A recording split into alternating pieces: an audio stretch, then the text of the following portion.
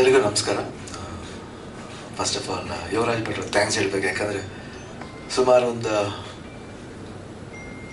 10 years 11 years ಇರ್ಬೋದು, ಅವಾಗಿಂದ ಕೇಳ್ತಾ ಇದ್ದೆ ಯಾವಾಗ ಮಾಡೋಣ ಪಿಕ್ಚರ್ ಅಂತ.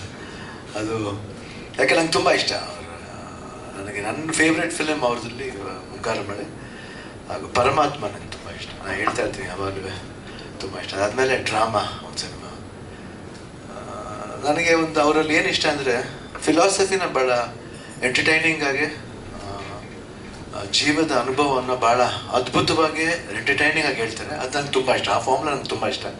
ನನಗೆ ಅವರ ಫಾರ್ಮ್ಲ ನೋಡಿದಾಗೆಲ್ಲ ನನಗೆ ಹಿಂದಿನ ಒಂದು ಡೈರೆಕ್ಟರ್ ಇದ್ದಾರೆ, ಈ ಹೆಸರೇನೋ ಬರುತ್ತೆ, ಕಟಾಮಿಟ ಎಲ್ಲ ಮಾಡಿದ್ರು, ಋಷಿಕೇಶ್ ಮುಖರ್ಜಿ, ಅವರು ಒಂದು ಜ್ಞಾಪಕ ಬರುತ್ತೆ. ಯಾಕೆ ಅವ್ರೊಂದು ಫ್ಲೇವರ್ ಟಚ್ ಕೊಡ್ತಾರೆ.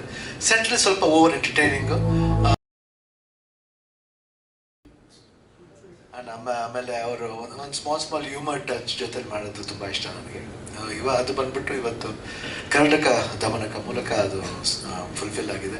ಅದು ವೆಂಕಟೇಶ್ ಅವ್ರ ಪ್ರೊಡಕ್ಷನ್. ನಮ್ಗೆ ಹೇಳೋದೇ ಬೇಕಲ್ಲ, ಆಲ್ಮೋಸ್ಟ್ ನಾನು ಐ ಥಿಂಕ್ ನಾನೇ ಫಸ್ಟ್ ಹೀರೋ ಅಂತ ಕಾಣುತ್ತೆ ಅವ್ರಿಗೆ ಜಾಸ್ತಿ ಸಿನಿಮಾ ಮಾಡಿರೋದು. ಅದಕ್ಕೆ ಆ ರೆಕಾರ್ಡು ವೆಂಕಟೇಶ್ ನಮ್ಗೆ ಯಾವಾಗ ಒಂದು ಬಾಂಧವ್ಯ ಇದೆ, ಯಾವಾಗಲೂ ಫ್ಯಾಮಿಲಿ ಅಂತೀವಿ. ಅಫ್ಕೋರ್ಸ್ ಇಸ್ ರಿಯಲಿ ಅವ್ರ ಫ್ಯಾಮಿಲಿ. ಸೊ ಅದಕ್ಕೆ ಇಷ್ಟು ಸಿನಿಮಾ ಮಾಡೋಕ್ಕಾಯಿತು.